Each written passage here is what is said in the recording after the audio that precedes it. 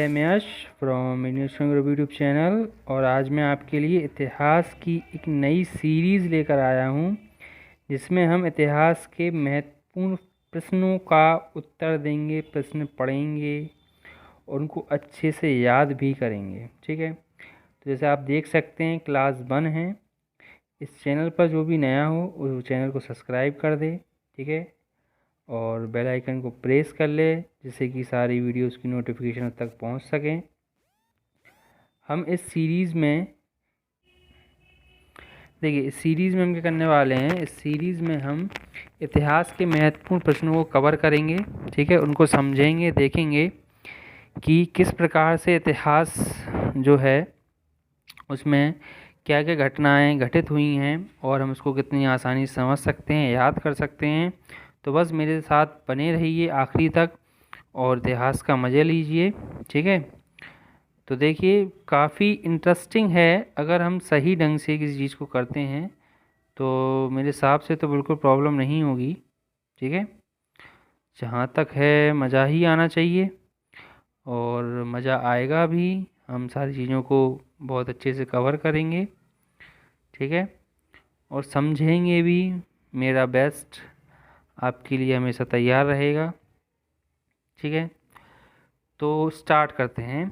Class 1, जैसे कि लिखा है प्राचीन इतिहास के साहित्यिक स्रोत। क्या लिखा हुआ है? प्राचीन इतिहास के साहित्यिक स्रोत। ठीक है, तो प्राचीन इतिहास के साहित्यिक स्रोत हैं क्या? तो उसमें क्या है कि जो इतिहास है, हिस्ट्री जो है वो क्या है? तो वे घटनाएं जो बीत चुकी हैं, वे घटनाएं जो बीत चुकी हैं उन्हें हम क्या बोलते हैं? इतिहास बोलते हैं।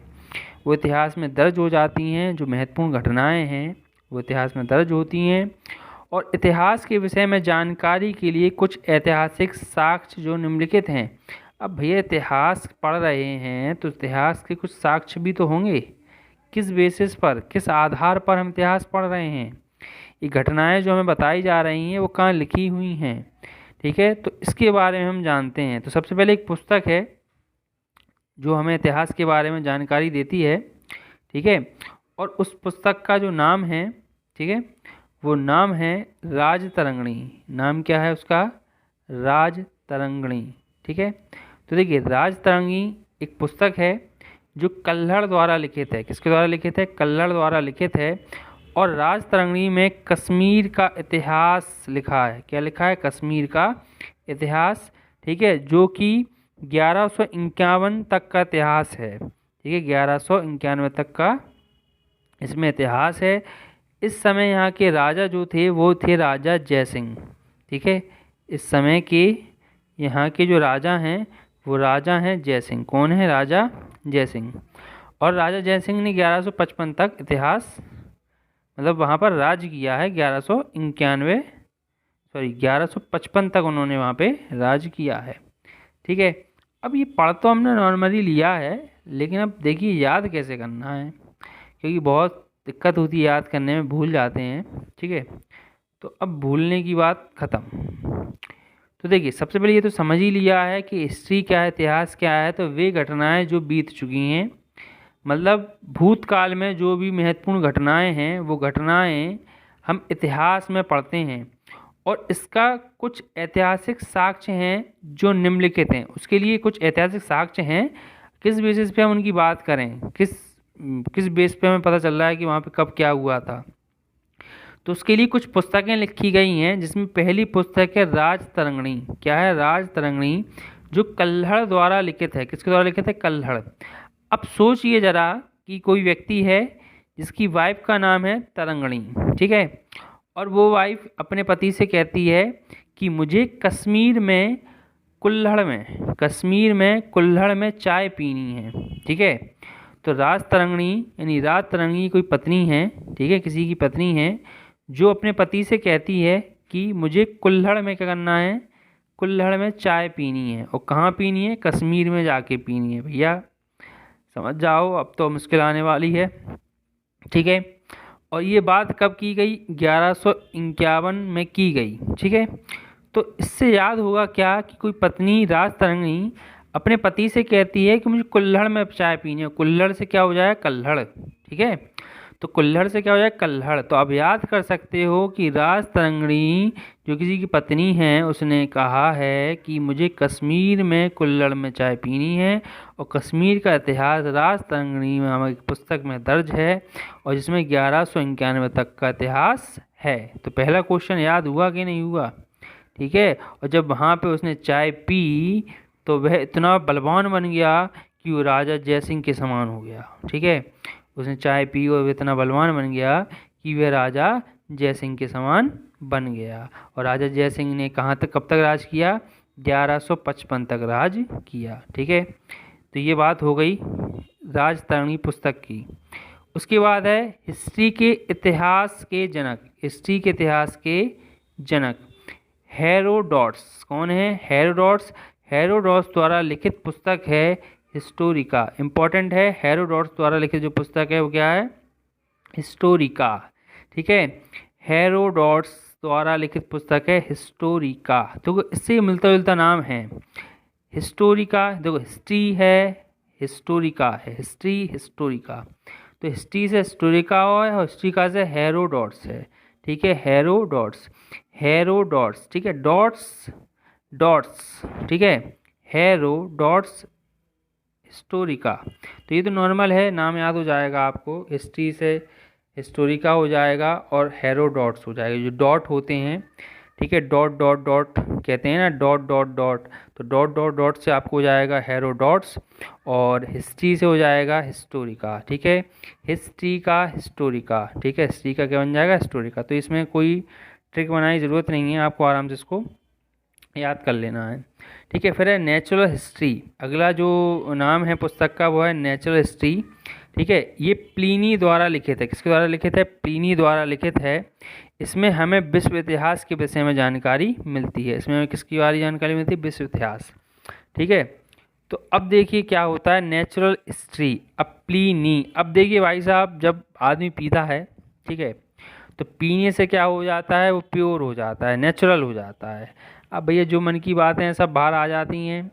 तो क्या हुआ, एक बार किसी व्यक्ति ने पी ली और पी के वो नेचुरल हो गया, ठीक है। पी के नेचुरल हो गया। फिर क्या था भैया, विश्व इतिहास के बारे में बस ऐसा बताया कि समझ जाओ कैसा बताया, ठीक है। तो प्लिनी ने पी और फिर क्या हुआ, नेचुरल हुआ, यानी नेचुरल हिस्ट्री। तो नेचुरल हिस्ट्री का संबंध किससे है, प्लिनी से है। प्लिनी द्वारा लिखित पुस्तक है जिसमें हमें विश्व इतिहास के विषय में जानकारी मिलती है। इन दोनों पुस्तकों से पहली पुरानी जानकारी, ठीक है, इन दोनों पुस्तकों से। एक तो पुस्तक कौन सी हुई, ठीक है, एक पुस्तक हुई थी राजतरंगिणी, जिसमें तरंगिणी कौन थी, किसी की पत्नी का नाम था, जिसने कुल्हड़ में चाय पीने की जिद की थी कश्मीर में जाके, ठीक है भाई साहब। अब क्या होता है कि Historica, Herodotus, dot dot dot dot और हिस्ट्री से, ठीक है, हिस्टोरिका। अब आती है नेचुरल हिस्ट्री।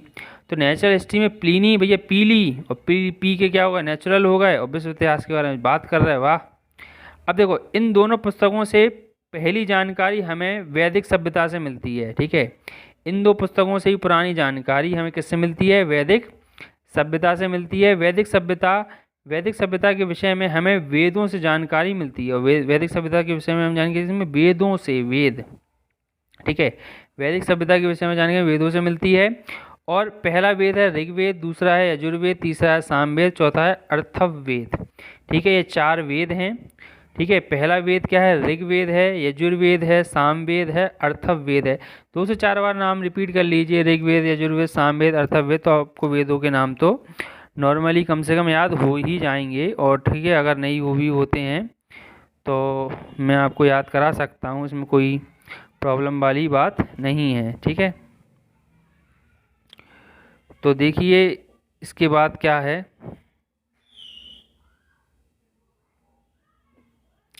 ठीक है। तो अब देखिए इसके बाद जो हमारी दूसरी पीडीएफ है, ठीक है, इसमें देख सकते हैं दिया हुआ है ऋग्वेद, ठीक है। ऋग्वेद का संबंध किससे है, ये आता है एग्जाम में। ऋग्वेद का संबंध किससे है, ऋग्वेद, तो ऋग्वेद का संबंध है यज्ञ का वर्णन से संबंध है, मतलब यज्ञ का वर्णन। ऋग्वेद में क्या है, यज्ञ का वर्णन है, यज्ञों का वर्णन दिया गया है। और यजुर्वेद में यज्ञ के नियम और युद्ध के नियम बताए गए हैं। सामवेद में संगीत बताया गया है और अथर्ववेद में वशीकरण, जादू टोना बताया गया है। ठीक है, अथर्ववेद में क्या बताया गया है, वशीकरण और जादू टोना। अब बात याद करने की, ठीक है, तो ऋग्वेद, ठीक है, तो ऋग्वेद, अब सुनो क्या है, ऋग्वेद में क्या है, यज्ञों का वर्णन है। ऋग्वेद में क्या है, यज्ञ का वर्णन। अब कैसे जोड़ सकते हैं ऋग्वेद और यज्ञ, ठीक है, तो यज्ञों का वर्णन ऋग्वेद में, ठीक है।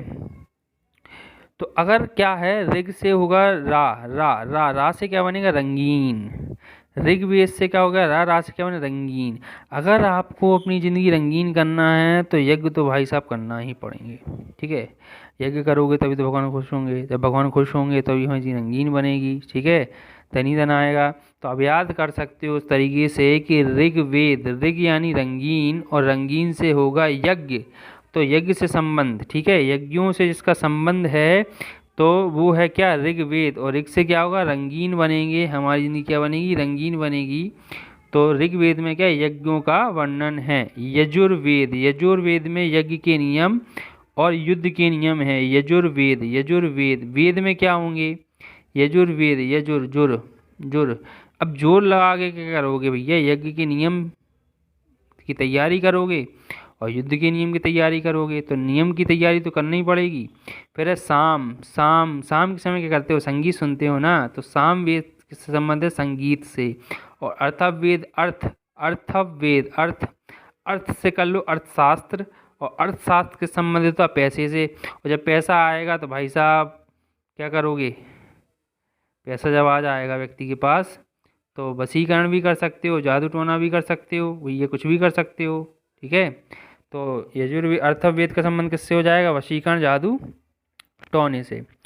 अब आती है ऋग्वेद। ऋग्वेद में सबसे बड़ा वेद, ठीक है, ऋग्वेद सबसे बड़ा वेद। भैया सिंपल सी बात, सबसे बड़ा वेद क्यों है, ऋग से होगा, ऋग से क्या, रंगीन, रंगीन बनाओगे। और जब रंगीन बनाओगे तो सबसे बड़ी चीज़ क्या होगी आपके लिए, रंगीन ही होगा ना। तो ऋग से है ऋग, ऋग से है रंगीन, और रंगीन कैसे बनेगा, यज्ञ करके रंगीन बनेगा। तो इसी में वर्णन है, सबसे बड़ा वेद भी यही है। अब इसमें मंडल 10 हैं, शाखाएं 5 हैं, श्लोक 1028 हैं, और कुल मंत्र जिसे हमको ऋचाएँ बोलते हैं 10,600। ठीक है, 10,600 कुल क्या हैं, ऋचाएँ हैं। ठीक है, कहीं कहीं पर इसमें बताते हैं, ठीक है, कहीं कहीं पर 10,462 भी कहा गया है। ठीक है, कितना कहा गया है, 10,462। ठीक है, देखिए 10,000, ठीक है, 462 भी कहीं पे लिखे हुए हैं। ठीक है, तो इसमें 10,462 भी हैं। फिर वेदों की कुछ कॉपियाँ, देखिए अब इसमें बताया गया है वेदों की कुछ कॉपियाँ। ठीक है, तो वेदों की क्या हैं, कुछ कॉपियाँ हैं। ठीक है, कुछ कॉपियाँ भंडारकर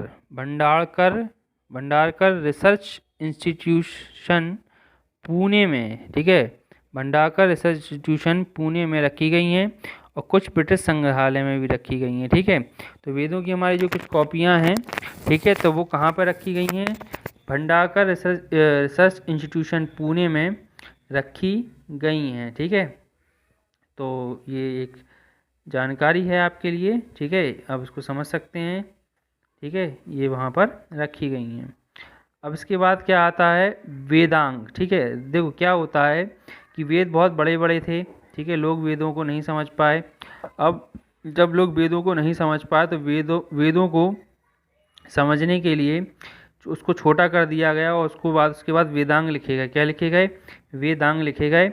और वेदों को अच्छे से समझने के लिए वेदांगों की रचना की गई, क्योंकि वेद बहुत बड़े थे, समझने में दिक्कत हो रही थी, तो उसके लिए फिर वेदांग आए। और कुछ वेदांग 6 हैं, मतलब कुल वेदांग 6 हैं। ठीक है, वेदांग कितने हैं, कुल वेदांग 6 हैं। कितने वेदांग हैं, कुल 6 वेदांग हैं। पहला है शिक्षा, ज्योतिष, व्याकरण, निरुक्त, कल्प, छंद। ठीक है, शिक्षा, ज्योतिष, व्याकरण, निरुक्त और कल्प और छंद। ठीक है, तो ये 6 वेदांग हैं। एक तो है शिक्षा है, फिर है ज्योतिष है, फिर व्याकरण है, कल्प है, ठीक है, निरुक्त है और छंद है। ठीक है, ये सारे हमारे वेदांग हैं। क्लियर। अब देखिए शिक्षा है, ठीक है, शिक्षा है, ज्योतिष है, ठीक है, व्याकरण है, निरुक्त है, कल्प है और छंद है। वेदांगों के बाद पुराण लिखे गए। ठीक है, वेदांग के बाद क्या लिखे गए? पुराण लिखे गए। वेदांग के बाद क्या लिखे गए? पुराण लिखे गए। ठीक है, तो ये हमारी जो वीडियो है 16 मिनट की वीडियो हो चुकी है। ठीक है, अभी मैंने केवल आधी पीडीएफ भी आपको समझाई है, बताई है। अगर दोस्तों, अगर आपको चीज़ें समझ में आ रही हैं और जिस तरीके से मैंने एक डेमो दिया है कि मैंने आपको समझाया, याद कराया है, अगर आपको अच्छा लग रहा है तो आप कमेंट में अपना रिस्पॉन्स दीजिए। मैं लगातार ऐसी ही वीडियो आपके लिए लाता रहूँगा और बहुत ही इम्पोर्टेंट क्वेश्चंस हैं, ठीक है, जो अक्सर किसी न किसी एग्ज़ाम में पूछे गए हैं। ठीक है, तो इससे कि मैं आपको उसको समझाऊंगा, बताऊंगा, ठीक है, यहीं पे याद कराऊंगा और अच्छी अच्छी ट्रिक्स बताऊंगा, इससे कि आप इसको भूलेंगे नहीं। ठीक है, तो आपसे एक रिक्वेस्ट है, अगर आपको ये सब चीज़ें बहुत पसंद आ रही हैं तो आप कृपया करके इन्हें अपने दोस्तों को शेयर कीजिए और मुझे कमेंट में जवाब दीजिए, रिप्लाई कीजिए, वीडियो को ज़्यादा लाइक कीजिए, जिससे कि मैं प्रोत्साहित हो सकूं और ज़्यादा अच्छी वीडियो बनाने के लिए। ठीक है, कि मैं इससे अच्छी और वीडियो बनाऊं और आपको समझाऊं। ठीक है, ये आपके लिए भी लाभदायक रहेगा। ठीक है, आपके सपने को एक जोश देगा, ठीक है, जज्बा देगा, जिससे कि आप अपने सपने तक पहुंच सकोगे और कहीं ना कहीं मुझे भी एक राह मिलेगी। ठीक है, कुछ नया करने की, कुछ सोचने की। ठीक है, तो धन्यवाद। अगर आपको पसंद आए तो please like, share and subscribe कीजिए और बेल आइकन को भी प्रेस कीजिए, जिससे कि सारी वीडियो का नोटिफिकेशन आप तक पहुंचता रहे। धन्यवाद।